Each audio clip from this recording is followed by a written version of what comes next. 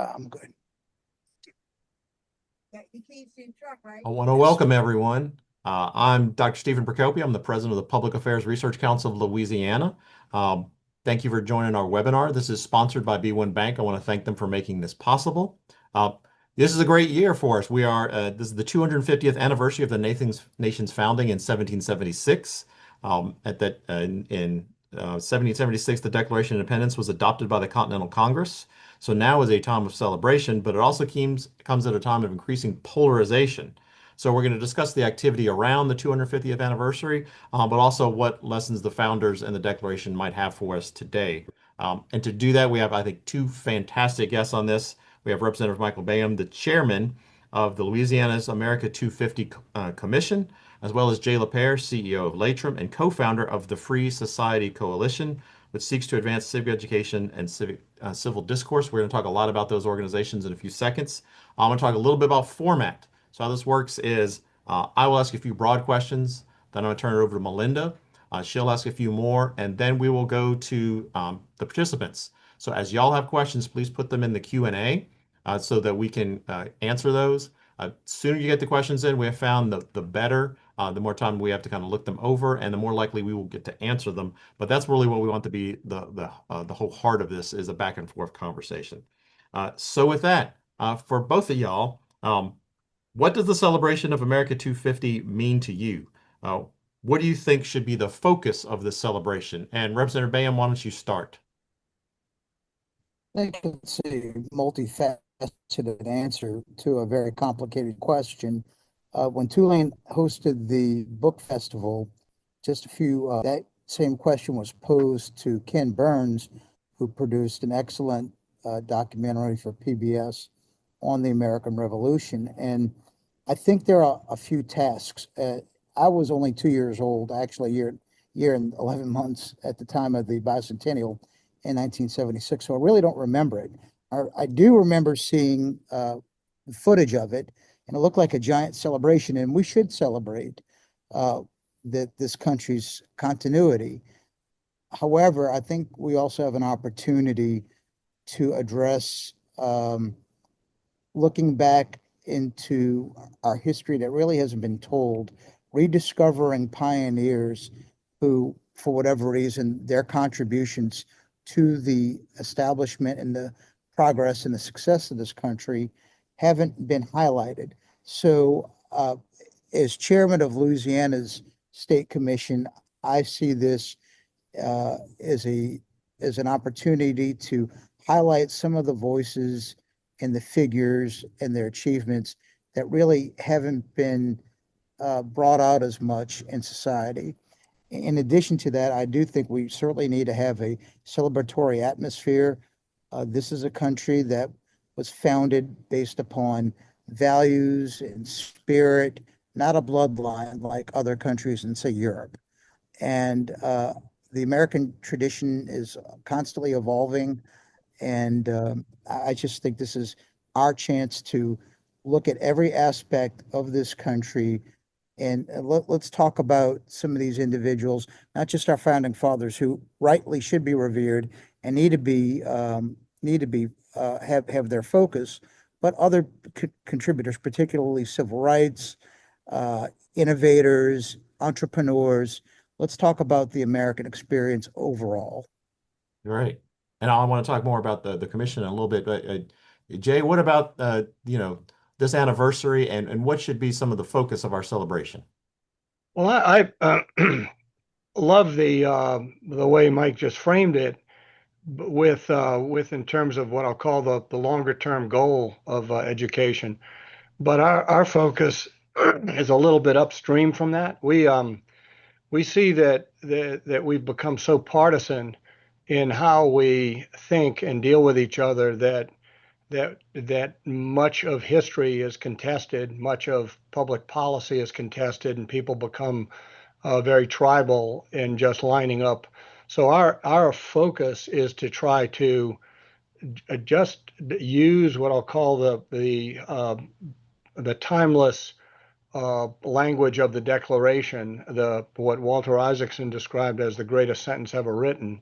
Focus on that and ask, is this worth a serious thought for the meaning of this idea and what it would mean to me in my life in order for us to get upstream from the divides? Because when you start dealing in contested histories or in particular policy, it's a little bit harder to get the kind of civil discourse and leverage the independent thinking.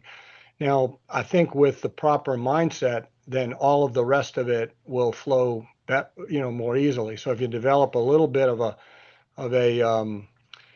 the muscle memory of how to be civil in a conversation, how to listen to others, and then how to think for myself, and then to integrate that into the values. And I think the most important thing for each of us, and this speaks to what Mike was talking about, is that we in America think of ourselves as agents. We run our lives, and the spirit of I'm the agent, I'm the actor, and I'm the beneficiary of the life that I'm creating. And the more we can instill that mindset and in an independent, objective thinking and dealing with others and using the thoughts of others to inform how I think for myself, not to follow, but to be better educated and better informed. So that's our goal, and it's more of a long game, an educational game, but it does also influence public policy from the point of view of the more we brought a little civil discourse, the more we thought a little bit more independently, I think we'd have a little better outcomes. Great. That's fantastic. And I want to talk a lot about polarization and civil discourse when we get into it, sort of the heart of the matter. But I do want to take a few seconds and make sure we talk about each of your organizations and what they're up to. So, Representative Bayham, if you could talk about the America 250 Commission in Louisiana and what are your activities and what's that all about? We have tried to approach the semi-quincentennial celebration from a very broad and comprehensive standpoint. We have worked with community partners in all fields to have a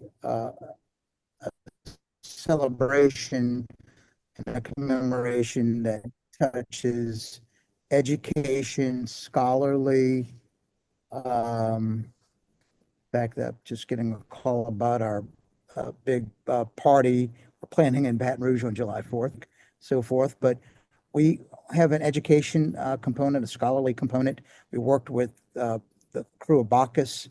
Their theme this year was America 250, and we partnered with them on that endeavor, which the crew of Bacchus deserves a lot of credit. They really highlighted American history wonderfully in their rolling tableau. And they had a king, Patrick Warburton, who is an actor but knows our country's history. I think his brother-in-law is a college professor in history. Hmm. And he really embraced being not just king of a Mardi Gras parade, but being king of Bacchus in this semi-quincentennial year.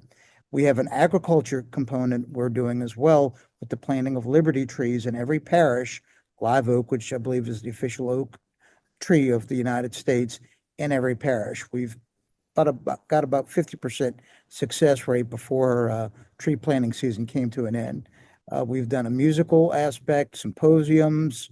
So we're just covering a lot of ground. In fact, in just a few hours, I'm heading over to the old Mint in the French Quarter, where Paul Hollis, who's the new director of the Mint, former legislator from Mandeville, we're having a coin distribution in conjunction with the U.S. Mint, which has produced commemorative coins with the America semi-quincentennial on it. So we've had museum exhibitions, the Historic New Orleans art, the Historic New Orleans collection has got a great exhibition on the American Revolution. The Cabildo has something on Spain's contributions to the American Revolution. And that's something I've really been big on promoting, is that when we think of our foreign friends during the revolution, Spain always gets left out. Yet in Louisiana, Spain was very active in fighting the British during the revolution, particularly under Bernardo de Galvez, our colonial governor. So bringing these important things to light, and the Spanish have actually, more than any other country, have been promoting the America 250 very aggressively on their side. So we're going to have a big concert July 4th in Baton Rouge with fireworks and other things going on. And we'll have a reading of the Declaration of Independence by someone who knows it by heart, who will be in period attire. That's fantastic. Okay, great. So sort of same thing, Jay, you've talked a little bit already about the Free Society Coalition and your goal. It's sort of a more higher education. But so what are the things that you, and I think you have a brochure. What other Yeah, activities, how can people we engage? well, we developed a brochure. We named it the Happy Birthday Freedom Brochure, and it's a Socratic, a structured Socratic approach to with civil discourse, with leveraging off the 250th in that language. And I'm a huge fan of everything Mike just said from an education point of view, but I also don't believe I believe that for us to reach what I'll call the ethics and the culture in our society, we can't overwhelm. And there's so much information, and there's so much that those of us who love this heroic seminal point in history and this incredible confluence of good luck that brought all these elements together and made it all possible. But that's a tiny percent of the population. And the question of how do you get people on a path to get interested in this, I think you have to reach them sort of where they are. And that's why a lot of what we're doing is start with developing the idea of focus on this, ask what it means to you, what are the ethics that are involved in this, how is that upstream from culture, and just build a bit of a united approach to thinking for yourself across the boundaries before we then get into so much of what divides us. Now, hopefully, what people come away from that with is the recognition that in the history of humanity, the entire time we have lived on this planet, this is the seminal event that has leveraged the Enlightenment and made all of our prosperity possible and made the ability for us. I mean, all of us have, anyone with kids knows that it's natural and human to want to run our lives. You know, if you say, I don't know at what age, but any of us with kids know that at some point the kid says, "You're not the boss of me," and we each then get the idea. Okay, this is natural, and kids want to control, and it's human want to control, and we want to achieve, and we want to be the agents that run our lives. And that, I think, if we brought that mindset instead of the mindset of trying to get others to do something for me, I think it would change a lot in how we build the kind of society that enables um, ethics to flourish and create that flourishing society that gives more opportunity for everyone. Great. If I can interrupt for just one moment, Jay said a word that I think needs to be uh, better understood and appreciated by people in society. That's agency, meaning you have the autonomy to make things better for not just yourself, but for your society. And that's a word that doesn't get used enough. And I'm glad Jay has used that term throughout this discussion we're having. Great. And I think we just put the link to the brochure in the chat. So people should be able to access that. And we're also put it in our YouTube as well, which is the version of this. Okay, with that, we have, I think, a good, set the table for the rest of the discussion. So with this, I'm going to turn it over Well, to, there was one go more ahead. point that you asked that I should have mentioned, and that's how to get involved. We're trying to build a coalition to network, to have people use network. So, for example, if there are educators or organizations that reach educators or organizations that organize conversations, this is designed as a module for a structured discussion that would help. That could be used by anyone, and all the links are in there to Right. connect. It has information. I've looked through it. It has not just information, but has questions in terms of, Right. leading a conversation for it. It's really interesting. I urge people to look into that. Right. All right. So we want to get some more questions in the Q&A, but also I hope with that chat. But I'm going to turn this over to Melinda, and we're going to start drifting more into sort of the more political aspects and talking about civic culture, civic discourse, and polarization. But Melinda, why don't you take it over? Okay, thank you. Before we get into another question, Mike, I wanted to ask you, is there a central location, like a website or anything that people can go to keep track of the events going on for Louisiana's portion of things? We do. We have a Facebook page, the America 250 Louisiana Facebook page. We update that regularly. We also have a website that we also post updates, america250la.org, not .com, but .org, O-R-G. Okay, O-R-G. perfect. And also the america250.org or .com, the national website does channel a lot of our events that we have on our page, goes to their events. So you could also check that out. Okay, perfect. And it looks like Alex just dropped Louisiana's America 250 website address in the chat for people who are watching and want that information. So perfect. Okay, so now moving on. This question is for both of y'all. Do you have a sense of how Louisiana is doing in terms of civics education? Do y'all believe that people have enough knowledge about the Declaration of Independence, for example, and have a clear understanding even of the founding principles of the country? And I see Jay is kind of smiling already, so I guess I'll start with you on that one. Well, I don't. I'll park Louisiana for a second because I don't have that data, but we do have data from national polling, and it to say it's embarrassing would be, I would say we have to make a lot of progress for it just to be embarrassing. The level of knowledge is just shockingly poor at every level. High school to college graduates just have no clue what the from a foundational point of view. And I'm not sure why that is, except that I believe that a little of what the contested history, the dividing aspects, the fact that the founders were flawed humans, the fact that the principles were improperly applied. I think all of that has caused educators to shy away from what I think are the fundamental human and enduring and moral principles that were embedded in the Declaration.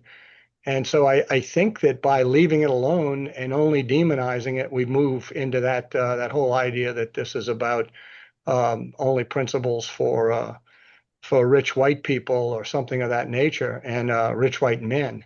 When the truth is that the properly understood, these principles have been the engine that has caused the moral revolution that respects the dignity of the individual and has been the number one theme that has helped minorities achieve and progress over time. And uh, it's quite sad. The numbers are under 20% of people who actually have a clue about what the Declaration is all about. Mike, you want to jump in on how you think we're doing on civics education? Unfortunately, I have to agree with Jay. The we really don't stress enough about the the the three founding documents. Now, the superintendent of education in Louisiana, Dr. Cade Brumley, I believe, is pushing something he calls Freedom Week this September in conjunction with the anniversary of the Constitution. And something on that line that I have very much promoted was we have printed 5,000 copies of the Bill of Rights, the Declaration of Independence, and the Constitution, poster size, 36 by 24. And it is our goal to get these in every school, whether you're public, private, parochial, whatever, by September. And we are hoping that these will be displayed in a prominent location so students can see these documents. We had them done poster size so a school can put them in a protective frame, go to any frame shop, it's a standard size frame. And it's our goal and we've already started doing some presentations when we had some of the students participating in the youth legislature at the old state capitol last 2 months.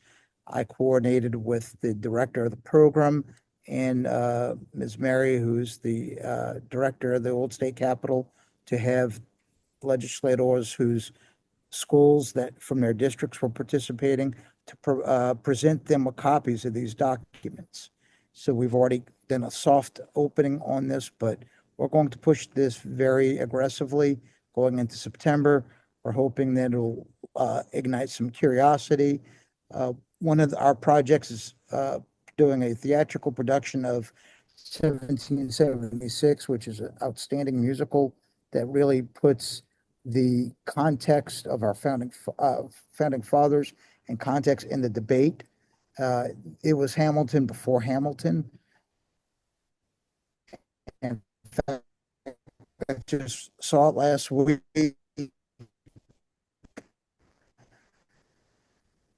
You're breaking up a little from my side. On the stage at Ford's Theater in Washington, D.C. Magnificent performance. Okay, sorry about that. But our goals with the America 250 State Commission is promoting our founding documents. Mike, we have somebody asking where they can get access to those posters. Or is that something that if somebody works in a school, they have a way to contact the Louisiana Commission to find out about how to do that, or should they just reach out on the Facebook page, or what are the options there? I would reach out to the website, and if you send us an email, we'll try to coordinate it where we'll have a local official present it to the school. So just reach out to our website. We have an email that's regularly checked, and we'll try to make a coordinated effort to get you those documents. Okay, great. So politics, news, life, all of it seems to be entrenched in partisanship and polarization these days. Research is showing that social media, AI is worsening the problem.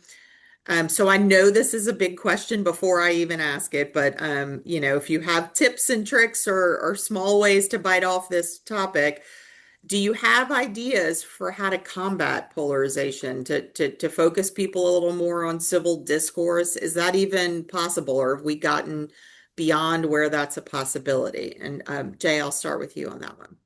Yeah, well, that's the entire struggle, the question that we struggled with. And what we concluded was that just what Mike said earlier about human nature, I believe, or maybe Stephen said it, that naturally people focus on what they're against and what they're afraid of and our approach was to say pretty much what the founders did was let's make a statement that aligns us and brings us together. And so that's what we've planned to do. And I think if you're dealing in particular political issues with a lot at stake, it's going to naturally divide. If you're dealing in, what I'll call an arms race in contested history about whether Jefferson was a hero or whether he was a hypocrite for owning slaves, that's going to naturally divide. But if you can first get upstream from that and talk about the actual meaning of language, and for example, if you first recognize that this declaration and just focus on this timeless language in a structured Socratic way, asking yourself, what does this language mean? In context of history, it's the first time in human history that a government has ever declared a respect for the dignity of individuals, and that the government is empowered to protect the dignity and rights of individuals. That's an amazing achievement, and I think that will inspire people to think, now what do I do with that? So a good example, and I think this goes, Melinda, to the heart of what you're asking, is we don't need to worry about any of the implications. We just have to ask the questions. We hold these truths to be self-evident.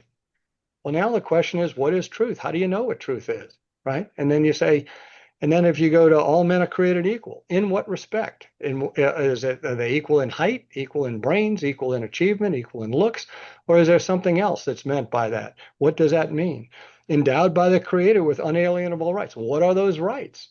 And it's not a partisan conversation. It's It's a conversation about individual and life, liberty, pursuit of happiness. What government's there to secure rights. So ask these questions brings people together, because now you're challenging them to think and to engage, and that's the hope that we can build on civil discourse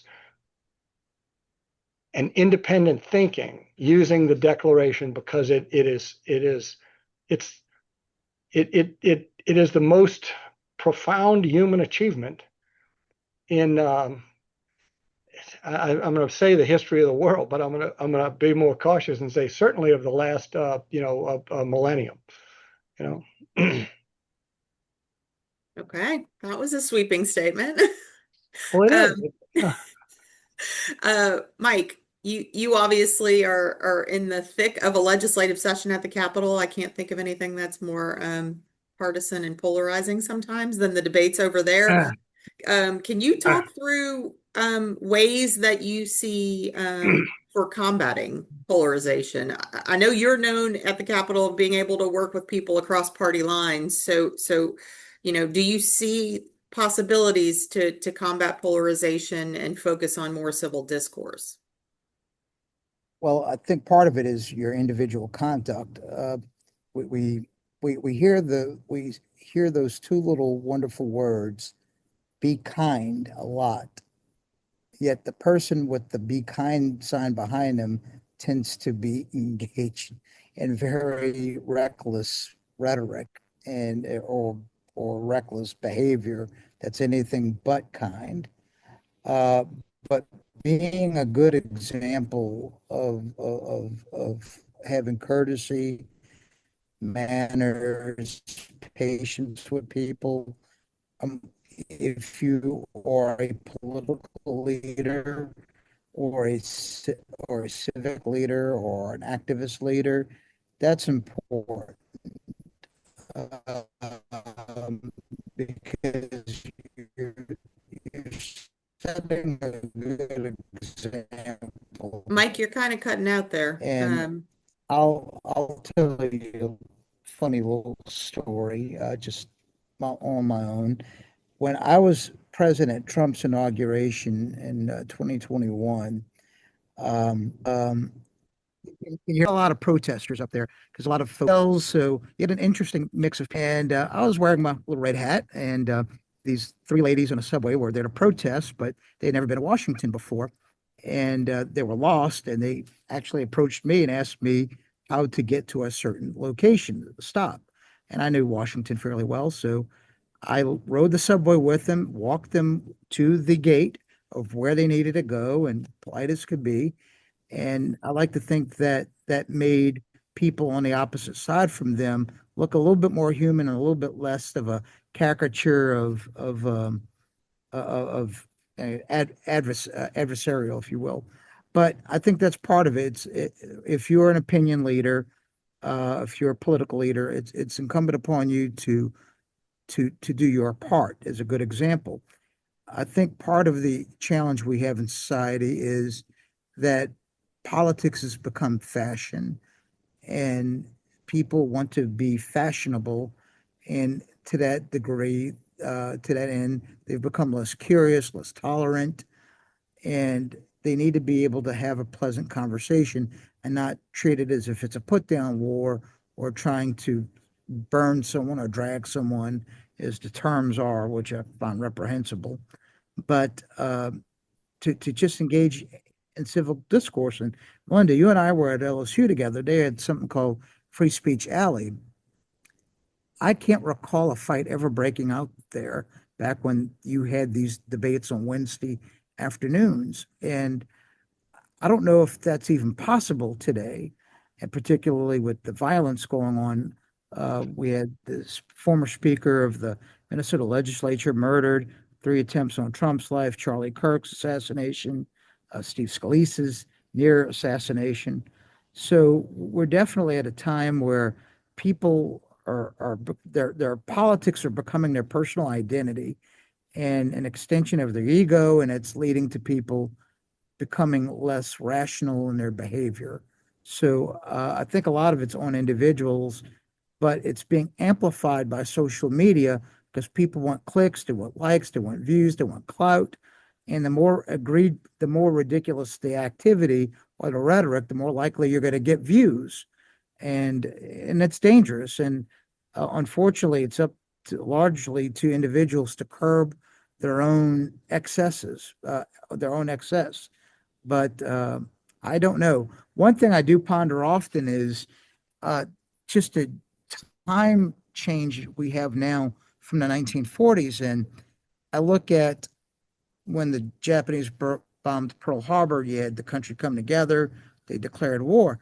Well, I don't know if we'd have that near unanimous verdict if this society were in Congress at that time in 1941. And that kind of worries me that everything is red or blue. When the vaccine for COVID was first developed, it was under President Trump. The Democrats screamed, "Oh, this is the Trump vaccine." Trump's no longer in office. All of a sudden, vaccine under Biden became mandatory. You have to do it. They incentivize people. They threaten to fire people. So all of a sudden, the same product that was no different under President Trump than it was under Biden became good in the eyes of Republicans before and evil by the Democrats. And it changed just because of the administration advocating the exact product. So that's very concerning. And whether what you're viewing of vaccines or whatever is irrelevant. It's the dynamic where it went from the Trump vaccine to something that saved lives with the change of administration, and the views of it changed by the people. So I think this view that everything is either red or blue is dangerous. There's truth, there's good, there's bad. There are things that transcend party, and I wish folks can recognize it and not just go along with, well, if Trump says it, it's bad, or if Trump says it, it's good, or vice versa. And that's not a defense of Trump. I'm more concerned with the mentality than the lightning rod, if you will. Okay, so we have some questions coming in. Let me add. Can I add an observation that Sure. Mike hit? Because I couldn't agree more. I think that is the heart of it. I do think that free speech is one of the fundamentals. If you educate people in the idea that speech can be violence, you remember the silence is violence. You remember hate speech is violence. Then actual violence becomes justified when I believe that people are advocating positions that are flawed. Now I think it's a little wonkish, it's a little philosophical, but we really have to recapture the definition of free speech that the Supreme Court has established. That it really is, as long as you're not targeting and directly threatening or inciting violence, that opinions are just that, and the best antidote to what I'll call crude and unethical and wrongheaded and a racist or whatever speech is more speech and not violence. And we have to regain that. And to the extent that the Republicans or to any side uses that tool, we do it at our peril because we accomplish a short-term win, but we give up the principle. We have to recapture free speech in its proper understanding in order to recapture, I believe, Mike, the challenge we have with violence. And Melinda, if I could just throw one more thing in there, look at the proliferation of the F word in political rhetoric by people running for governor and U.S. senator. I watched a debate in California the other day. It's like a contest of who could say the F word the most. And I see something as like that as coarsening discourse, but also raising the temperature needlessly, which creates the environment for these political acts of political violence we've noticed. And I think there's just this race to the bottom in terms of ugliness, and it's not partisan; it's on both sides. And but I see the proliferation of the use of F. We all know what it stands for. It's just it's debasing, and it's not a credit to those, even if it seems to be popular or gets likes or memes or shares or GIFs or whatever. It's not good. We need to do better. So we have a bunch of questions pouring in now, and I want to make sure we get to as many as we can. One of the first questions we've been asked is, do y'all think there's the possibility of a third party, some sort of problem solvers party that would help overcome polarization? Mike's immediately shaking his head no. So talk me through your thoughts there, as you are a diehard Republican who has been a Republican for a very long time. I'm a diehard Republican, but I've also uh, probably been more hated by some of the leaders of my party because I was more of a threat to them than any Democrat would be within the party. Because really, unfortunately, politics is largely about power, and we just people crave power, and it's unfortunate. I believe that the ultimate power, at least within the mortal realms, is restraint. When you can restrain yourself, I think that is the ultimate show of power. But a third party is simply not practical. It is just an expression of frustration that tends not to be sustainable. The issues that define the parties, there's not much common ground on. And for some people, well, if you're for this, then that's a disqualifier and I can't go with you. I do think some of our elder statesmen and stateswomen and leaders that are particularly retired from politics can contribute by using their prominence as leverage to try to talk folks off the cliff a little bit. And we're seeing this with Barney Frank, who is in hospice care in Massachusetts, where he's stated that he thought his party was going over the edge, and this man was considered on the far extreme of the party, the first openly gay member of the United States Congress. Certainly not the first gay congressman, but openly gay and very strident liberal. But even he's stating that his party's gone too far. But I think some of these folks, these former presidents, could be helping out. Unfortunately, we don't see that. We see George W. Bush essentially in seclusion doing his paintings, or Barack Obama was fully engaged in partisan activity.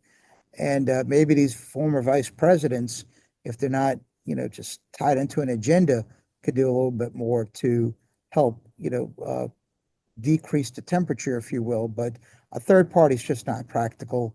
And it just is what it is. It's been tried, it's been financed, and it's going nowhere. They tried this with the no labels movement, and that went nowhere. And you had a guy like Joe Biden, who is fairly respected on both sides. Joe And Manchin. well, Joe Biden, I'm sorry, Joe Lieberman, but you are correct about Joe Manchin as well. Mhm. I mean, look at Kirsten Sinema from Right. Arizona, strident liberal, run But out of her own party. And we're about to see this with Fetterman as well in Pennsylvania.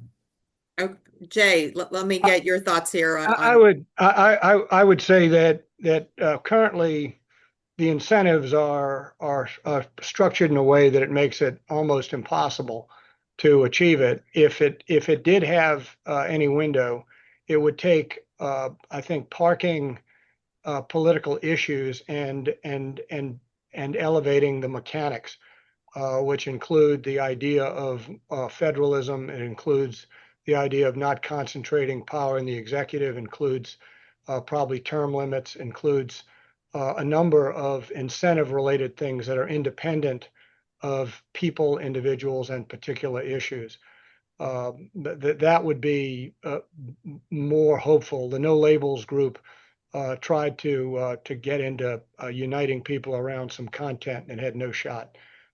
Whether you could actually pull something off over a long period of time, dealing with the structural flaws today would be of interest. But I think, as I agree with Mike, it's a heavy lift. Okay. We have somebody asking if y'all off if either of the organizations you're involved in have a speakers bureau where you have people who will go talk to various groups. Is that something where they could reach out on the websites that we previously sent to ask for? Yeah, we Yes, do. we Go have, ahead. Go ahead, Mike. we have a large committee. It's a very diverse committee, geographically and in terms of background and areas of interest and speciality. So if you were to email our website, go to our website, shoot us an email, let us know what you're interested in, what aspects of the American 250 commemoration. We could have someone who's geographically positioned or a specialist in that field come speak. I've delivered a number of speeches, but so have members of our commission. Okay, so it's america250la.org for you. Jay, in terms of the Free Society Coalition, do y'all do speaker engagements? It depends on the locations. Our focus has been national, and what we do is try to leverage what I'll call events that are various network partners, and we're continually trying to build network partners. So to the extent that someone is having an event, it's something to check in with us, and we'll be happy to try to see if we have someone who could participate. And to be clear, the brochure that y'all have, y'all present that at like for schools to use if they want Yeah, to incorporate it's that free. into their We'll ship volume. You can order small amounts on the web, and I think all you do is pay for shipping. But if you have events, we're happy to package significant volumes and send them to your organization, and support that in whatever way is useful.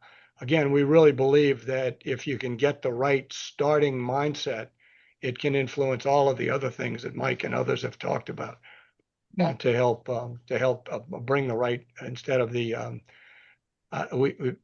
the danger of going into this with the idea that I have to win versus I want to understand is really just a flawed and a shameful development for all of us. So we have somebody asking, about the partisanship and talking about while the parties may have disagreement on the role of government in society, people seem to have some degree of agreement that government writ large is inefficient, wasteful. So polarization obviously is not great. They're wondering how would the founders, from your perspective, view the state of where we have gotten in terms of our governance and in terms of political polarization? Jay, I'll start with you and then I'll move Well, to in the brochure you'll see a statement. It's the Philadelphia Declaration, and that was a group of scholars. I was kind of the cat herder in the meeting. I brought a bunch of we had a few of us brought some serious scholars together to talk about what would a modern interpretation of the principles of the Declaration, what would it look like today? And we created a Philadelphia Declaration. It's well worth reading. It doesn't mean that you'd agree with it. It does mean this is a serious, thoughtful, scholarly attempt to create a uniting document with the idea that to the maximum extent possible, we're trying to give each individual the ability, agency, choice to run his or her own life, with the idea that motivation is wanting something and believing I can achieve it. And if I don't believe I control my life, I'm not going to spend my time with the sense of moral ambitiousness and the effort to improve myself the same way I would if I'm thinking, no, I'm in charge. And it's not about changing others. It's about first looking inside and changing me and developing a sense of character and ethics that are upstream from culture. And so that to me is a modern interpretation. The founders were moralists. They created a document that recognized human nature as a moral, the moral arc of human nature being something that we make each other better by having the freedom to exchange with each other and learn from each other and progress. And we're losing that mindset. And if we recapture it, it will change the world. Mike, what do you think the founders would think about where we are in terms of polarization and governance? Think the details would shock them. I think the spirit or the principle wouldn't be that alarming. If you, I mean, you basically had a two-party system running within Washington's cabinet between Jefferson and Hamilton, and the tenor at that time was certainly not charitable. They had party organs that were the, I guess, if the competing news networks, if you will, equivalent today, the newspapers that savaged each other and savaged even the incorruptible George Washington himself. I think the means and the technology would be startling, but I think to some degree the temperament wouldn't be that alarming. I think to a point where people back then you had a mentality of state versus state and region versus region, and ideology versus ideology. This is a little bit different. I think people's identities, political identities, being driven by social media, amplified and exacerbated by social media, is something that has been it's unique. I think they would probably be fuddled how celebrities have such a big role in engaged in politics, because I don't think the actors and performers were thought of in that way as they are now. But beyond that, I don't think they'd be terribly surprised. Okay, I'm going to collapse two questions into one for the two of you. We have somebody asking how to get more involved, that resources are great, but how do you take action on this problem? And we also have someone asking, what's the best way to do your research on people who are running for office from an independent perspective of not just listening to what the parties put out, but do your own research? So, Jay, I'm going to start with you about how to get more involved. And if you have good ideas for vetting candidates, please throw that in as well. Well, I think for vetting candidates, it's really just, I don't have much experience with this except to look at the positions they take on issues. And I think the appeal to loyalty to people is a mistake. We should be looking at the individual positions that people take and not the appeal to loyalty. I don't think that I'm on this team does anything except amplify the problem. With getting involved, I'm much more in the long game, but I also think that injecting the principles of the Declaration into how we think today about politics, the moral ideal should be to maximize liberty for individuals, and to build that in our culture is a long game, and we should be looking at educators and looking at how to. We did everything we could to say, and we actually had did a scan by the Johns Hopkins Institute on Public Education or Public Policy. I'm not positive which one, but anyway, but is this the best approach for how to reach people where they are? Meaning, they don't need much knowledge to think, what do these ideas mean and what do they mean to me?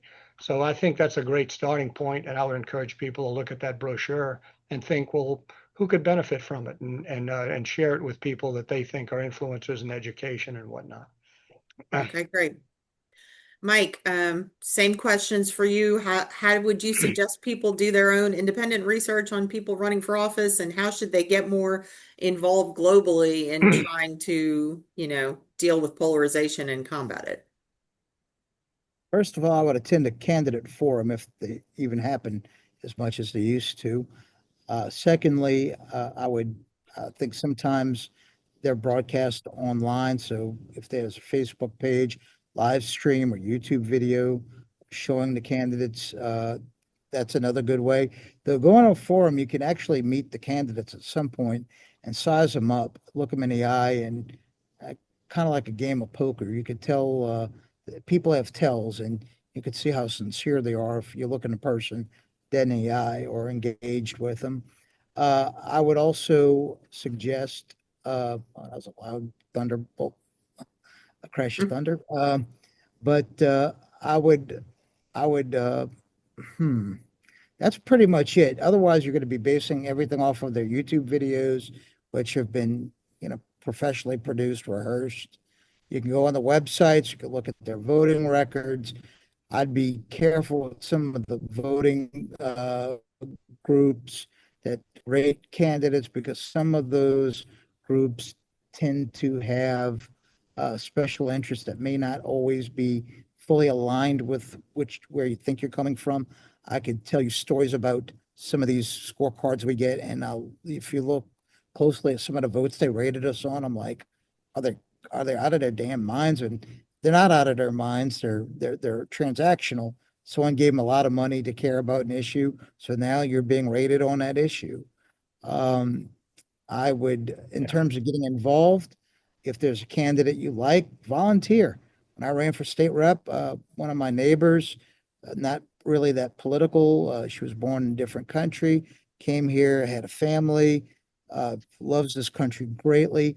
She, while babysitting her grandkids, she put them in a baby carriage and put the flyers in the carriage, went door to door, pushing her grandkid in a stroller.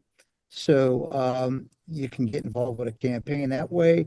There's lots of roles to do: phone banking, door to door, canvassing. Uh, Sometimes you could just wear a candidate's t-shirt, hang out in a coffee shop, and let people come to you. I actually did that while campaigning for a presidential contender in South Carolina some years ago, 2016. I would also consider running for party committee, offered to be a member, a poll commissioner, not a poll watcher, but a poll commissioner. I know the Secretary of State and the Register of Voters are always looking for people to work the polls. That's very important. It's very boring. It does pay a few dollars, but it's a good way for you to learn the system and how democracy works. Hey, Mike, I'm going to jump in just with some blatant self-promotion of PAR real quick, if you don't mind. So in terms of we can't help with candidates, but we do help with our guide to the constitutional amendments. So we don't take a position on those. So those are available through our website and social media. And then also, I do want to sort of make sure people understand we have our Common Ground initiative that we do with LSU. That we found it's important to meet in groups. So I would also say volunteering and community building in general is how you fight polarization. And I also know there are also several other great groups out there. I know that there are groups like the Neutral Ground in New Orleans, and there are lots of them. And they actually seem like they're more popping up every day as people realize this is a huge issue. So I just wanted to make sure we get our little promotional in And there. yeah, and I want to reinforce that I think PAR is in an exceptional position to sort of frame what good looks like and the way we ought to be aspiring because we shouldn't compare ourselves to we're not as bad as we could be. We should be actually saying, what are we really aspiring to do? What kind of state do we want? And I think that the healthier we are, the more we have candid, civil, and objective conversations about that topic, and not about special interest, and not about the particular funding that comes from somebody in some way. It's got to be the broader policy question. I appreciate that. Melinda? And if I add real quick, PAR provides two great resources on the amendments. They do a one pager and then they have a more in-depth uh, PDF. I'm chairman of my local party. I sent out PAR's information to members of my committee for them to get educated on the amendments. It's nonpartisan that provides pros and cons, gives you both sides of the story. It's unbiased and it's a great resource.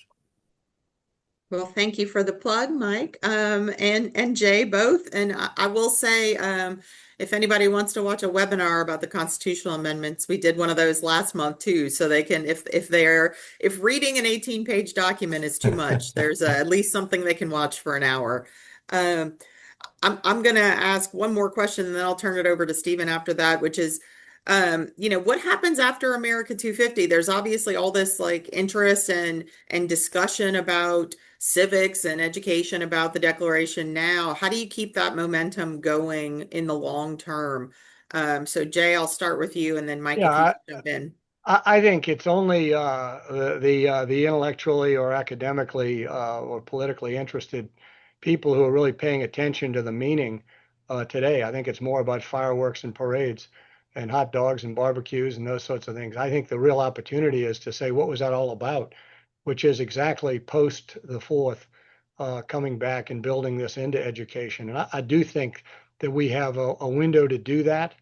And I think migrating this into the culture is a long game, but it's one that is worth the fight.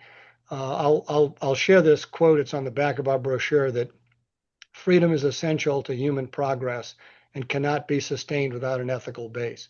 This was Ben Franklin's statement that a virtuous and industrious people are cheaply governed, or maybe cheaply governed. And if we think that we can develop a political process and have a successful political outcome with a dysfunctional culture and dysfunctional ethics, I think we're kidding ourselves.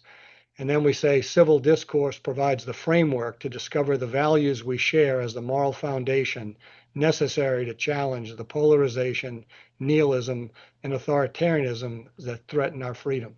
And I really believe that ethics and civil discourse to discover the ethics are common to human beings, that most of us want this. And I think if we give people a third way, we can win their hearts and minds. And Mike? My philosophy on the America 250 is it doesn't end at the 4th of July. It just hits its peak. I view the 4th of July and this celebration as a catalyst to promote a greater understanding of our founding documents and our founding principles. Uh, our commemoration will go on through the end of the year. It'll actually carry over a little bit further because we have a revolutionary experience in Louisiana to promote going into 2029, which is when the Battle of Baton Rouge was fought between the Spanish and the British, which was part of the overall landscape of the American Revolution. My goal is to see that we push things through. That's why we did the founding document distribution on the back end of the 4th of July during Constitution Week, and to help keep the spirit going. And it's my hope that the semi-quincentennial will not just be the crescendo, but a catalyst for greater rediscovery of this country's founding principles. Right. You're here. So we have some really deep questions, I think some important ones. I want to end in kind of a light, fun one, just to kind of bring us up a little bit. So basically, where are you going to be on the 4th of July? Representative Bayham, you want to just sort of real quick answer? Sweating buckets outside the old state capitol, working to coordinate our big 4th of July event that'll be held in Repentance Park right behind the old state capitol. We'll have music, we'll have fireworks, we're working on some other programming uh, going on. And by the way, the Louisiana Purchase document is on display at the old state capitol. I'd like to thank Governor Jeff Landry for working very hard with the National Archives to secure this important document to our state and our nation's history and world history to be housed in the old state capitol. And you will be able to see it on the 4th of July. Old State Capitol will be open. The Louisiana Purchase document will be on display through July 11th in Baton Rouge. Thank you, Representative. And thank you for letting everyone know that. I think that's a great opportunity for everyone. Jay, you'll get the last word. What are you going to be doing? Well, I haven't gotten my instructions from my better half yet, so but I'm sure it will be with family and friends and celebrating what is seminally unique and extraordinary in the history of the world that has made the amazing lives that we enjoy and so take for granted, but it's made those lives possible. So helping at least our family and friends reflect on that is going to be quite a joy. Fantastic. This was a fantastic thought. Thank y'all so much. I think this was a model of what we're trying to achieve in terms of just having a civil discussion, what we really want to see, as to be expected with this panel. I want to thank the participants who added those questions. There were some great ones in there. I really appreciate it. This will be available on our YouTube so that everyone else will be able to see it as well. Thank y'all so much. I really appreciate it. Good luck with your 4th of July celebrations and beyond. Thank you. Appreciate it.